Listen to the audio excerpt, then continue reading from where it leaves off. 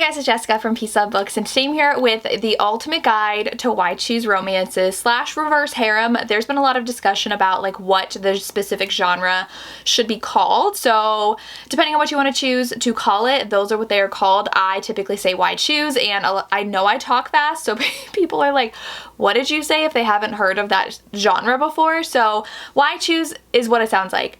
Why choose when you can have all the guys you want who are interested in you? So in a why choose romance, typically it is one female with at least 3 men. So I have seen some people talk about how MFM or MMF, which means there's 1 girl and 2 guys, is a why choose, and that is not the case. A why choose romance means there has to be at least 3 guys completely dedicated to being with the heroine.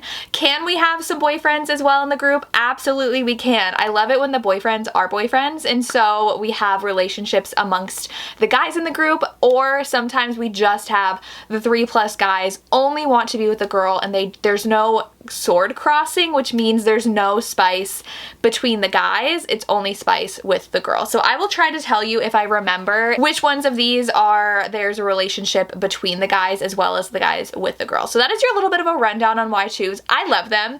I love when all the guys are so obsessed and fully into the heroine, and so it's my favorite. I will go ahead and get to these. I have broken it down by genre. So I have contemporary, then I have Omegaverse, which is pretty new to me, so we'll get to what that means, and then I have fantasy. So I prefer fantasy why choose, but I have been exploring a lot more regular why choose, contemporary, that I do actually really enjoy. So we will go ahead and get started for books that I love. A lot of times we just have like regular contemporary. We have a lot more like sports why choose showing up, or we have dark. So bad things happen to them, they're fighting serial killers, there's mafia, stuff like that. So we'll go ahead and get started. The first one is a series I talk about a lot on my channel. That's the Boys of South Chapel series. In my favorite why choose romances, the author spends a lot of time developing the individual relationship amongst the men. So one, they're very unique in their personalities and very easy to tell apart. I can barely remember the names in a romance where there's just 2 people. So I struggle with names a lot, and I need them to be very unique. And what I love about Abby Millsaps is she develops and takes the time to showcase each character's relationship individually with her, and then slowly adds more. And this does have her boyfriends, some of them are boyfriends with one another, which is so good.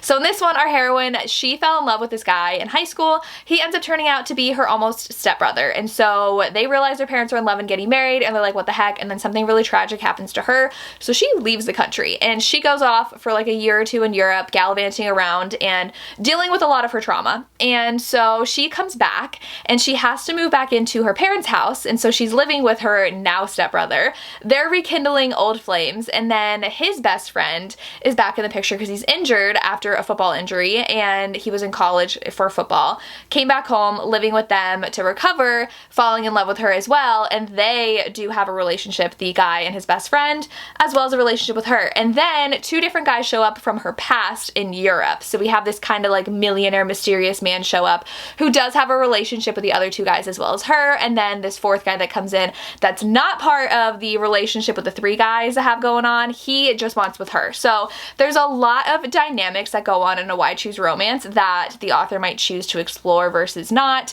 and some of them might be with each other, some might just be with her, and I have a couple other ones where that's the case as well. So this one's really fun though. I was super addicted. The endings all have cliffhangers. I listened to the audios of all but book 1, and I fly through them, so such a good series. I have the Boys of Belro series by Tate James and Jamin Eve. Tate James is going to show up on this list a lot. She is great at why choose, and Jamin Eve's an author I want to read more from. She's like a staple why choose author.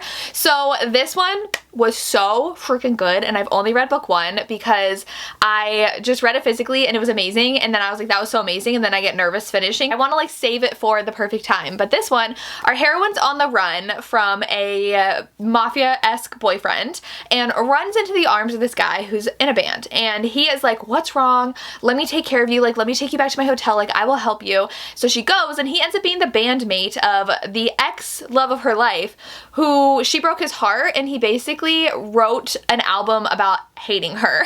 And I'm pretty sure their band is named after her. And so this guy though that found her, who's part of the band, he's so infatuated with her. And he's like, she's staying, I'm taking care of her, this is happening. And so a lot of times too with Why Choose, especially if they're a series, it takes a while to develop those relationships. So sometimes in the first one, she might only have a relationship with one of the guys, but you know the rest, who they're gonna be and how they're gonna end up in the relationship. So in this one, I believe she only really started to have a relationship with one or two guys. It's been 2 years since I've read this, which I need to finish the series, but it is so good and the ending so good, so I loved this. Then I have the Of Mine series by Alexis Grace. I also talk about this a lot. This is book 2. I don't own the paperback of book 1. I need to get that, but these are FBI profilers with a daughter of a serial killer.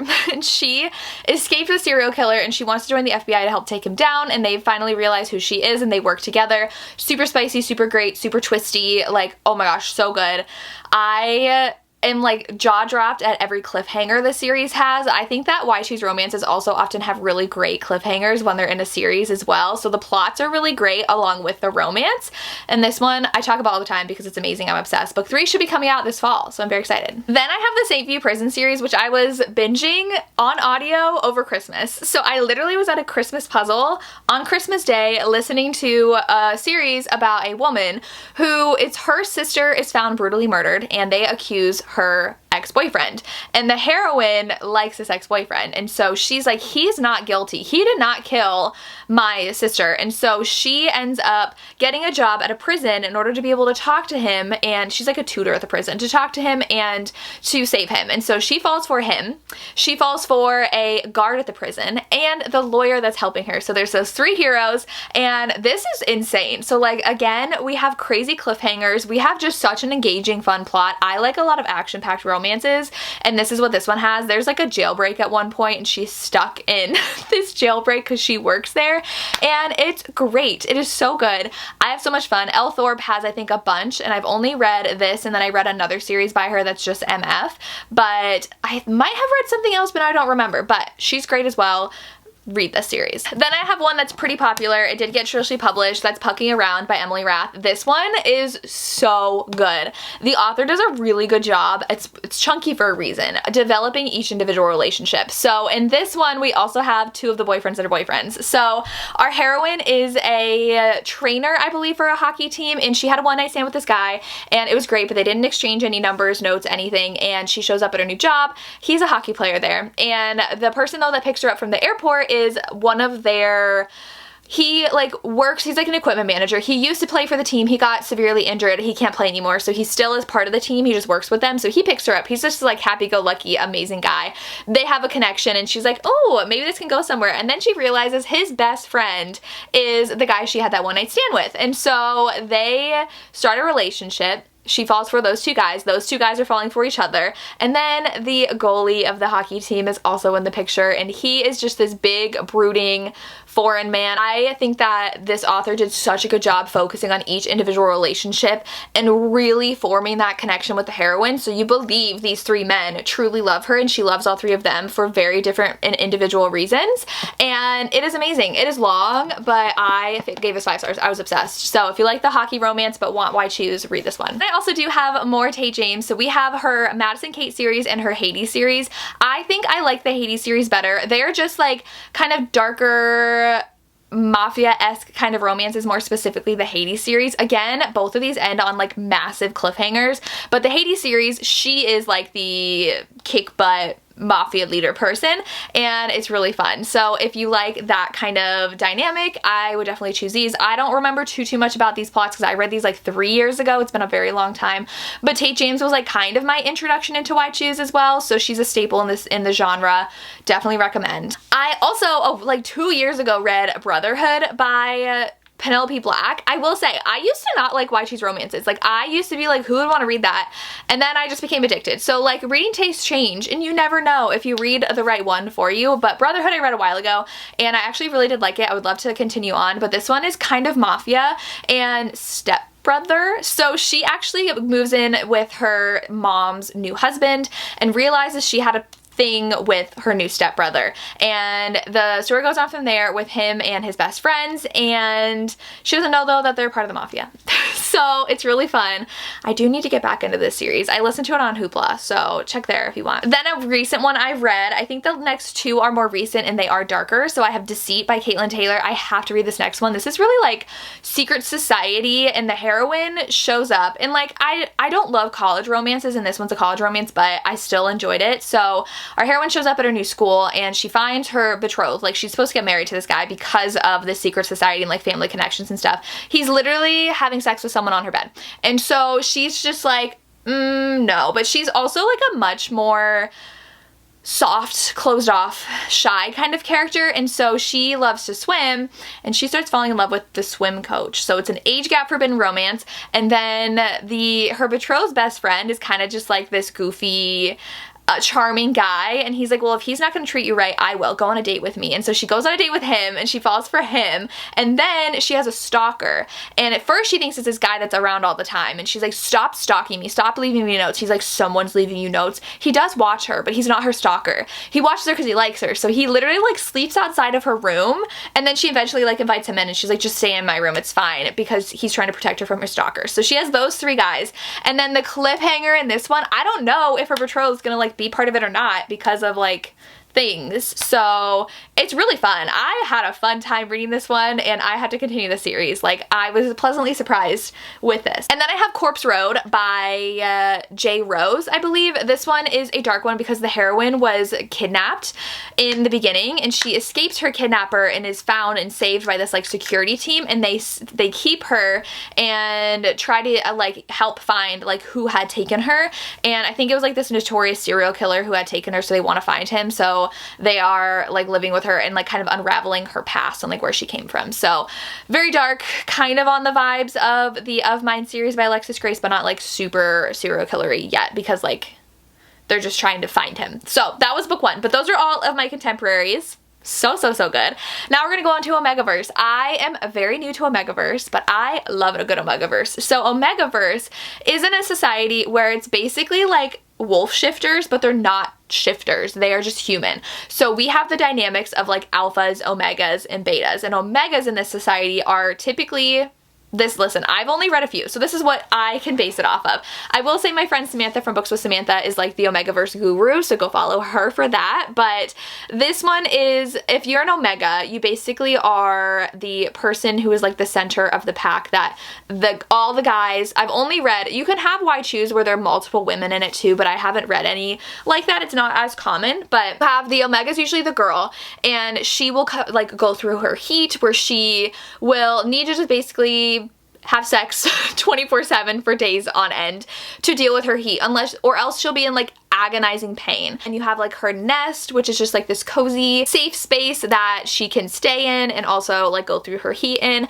and she's basically spoiled, and the other people in the pack are obsessed. So the alphas are like the leaders of the pack of the guys and take charge and have this like more dominating presence, I would say. And then the betas are like the lesser, like they take charge from the alphas. They're not as like dominant. That's what my understanding is from what I've read, because I've read two that I love. There's a couple more that I've read that I didn't love, but the first one is Power Shift by Hannah Cohen. This one is a hockey Omegaverse. So there are 4 guys, and 3 of them are alphas, one's a beta, and then we have the heroine who's the Omega. You can have scent matches, which means like you smell them and you know they're your mate. Like, so this is like kind of fated mates territory. So it is a scent match with all of them, but the hero, the main alpha of the pack, so he is like the leader of the pack. While there's 3 alphas, he's like the alpha, and he is like, we're never having an Omega because I've been screwed over by them, my family's been screwed over by them, we're not doing that. But they know that she's their scent match, and so 2 of them are like, no, that's our mate, like we're going to have her. So you kind of have packs of guys who are like looking for their Omega, and their Omegas are looking for her mates / pack. So they're hockey players, and it's a lot of push and pull, and the heroes wanting to resist giving in to her and her getting to know them and going through her heat, and it's really fun. So I really like this one, but my all-time favorite one is A Pack for Autumn. I talk about this all the time. This is a series, so we have A Pack for Winter, which I haven't read yet. I'm like savoring it for the perfect time, but I should just go ahead and read it. But this one, our heroine recently moved to town. She's been told that she's like a lot to deal with, so she moves to this lighthouse on this coastal town in this small town, and she is now like the lighthouse keeper, and she walks by this house on her way to the grocery store all the time, and the one hero watches her, and he literally is like lightly stalking her. He's like obsessed with her, and they haven't smelled her yet though. It's very fall because like her scent is like a pumpkin spice latte and so she smells very good to them, and then she realizes that she's their scent match, but one of them does not want to have a match because he's seen what his grandparents have gone through. His grandparents, one of them passed away and the other one literally could not live without them. He's like, I don't ever want to like have someone have control over me like that. So he's very resistant. The other two are not. So you get that dynamic a lot where some of them like are more resistant than others, but they end up getting the bid with their construction company to fix and renovate the historical lighthouse that she is running. So it goes from there. It's really great. It's super cozy cute, and I loved it, and still spicy. Like, still spicy. Like, she has her heat, they have their moments, and it's great. Now we're gonna get to fantasy. Fantasy is where I have my most favorites and my most read. So the first one I'm going to talk about is going to be Tessa Hale. So Tessa Hale has quite a few series. I love her. If you've watched my channel, you know. The first completed series you can pick up is her Dragon Shifter Why Choose Romance. So we have, I believe she usually has 5 guys, but some, I think one series has 4, but most of them have 5. So these are 5 Dragon Shifters, and the heroine does not know she's a Dragon Shifter. So she shows up at this college, and she is immediately running into like the golden boy football player, and she's like, hey, and he smells her, and this does not have scent matching. So, but he smells her, and he's like, oh my god, you're a shifter, like,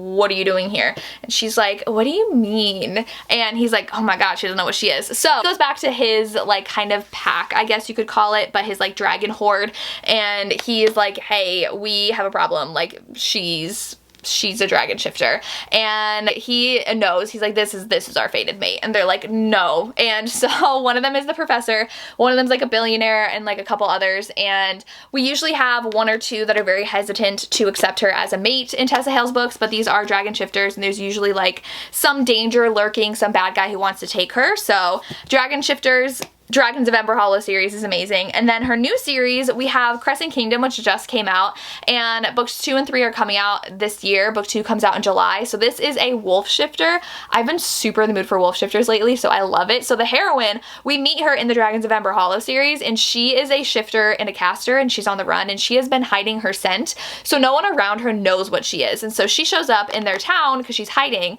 and doesn't know that there's a bunch of shifters there. She shows up when they're all out on a job. They're like mercenaries, and they come home and they're like, who is this? They can't smell her though because she's blocking it. They just know she's different, and so she knows what they are, and the story goes from there. And we have 5 guys again. We have a couple who are very, very resistant, one the most, and something's after her, and it is so good. So if you love fantasy, check out Tessa Hale. I also love her Royals of Kingwood Academy series. That's 4 elemental princes. So good. Then I do have 4 Psychos by Christy Cunning. This is actually S.T. Abby's other pen name, who wrote the Mind F series. This is a ghost romance. So the 4 guys are kind of like these demon hunter guys, and the heroine is a ghost who shows up in their house. So nobody's been able to see her, and they can see her, and it goes from there. I never finished the series, and I read this. This was also like one of my first like obsessions that was Why Choose, so I definitely have to reread this. I believe they're all on Hoopla, so I will be rereading it eventually, but I love this one. So fun. And then I do have Lady of Rooksgrave Manor, which is also one of the early ones that I read, which this one was so good. So the heroine like shows up in this house.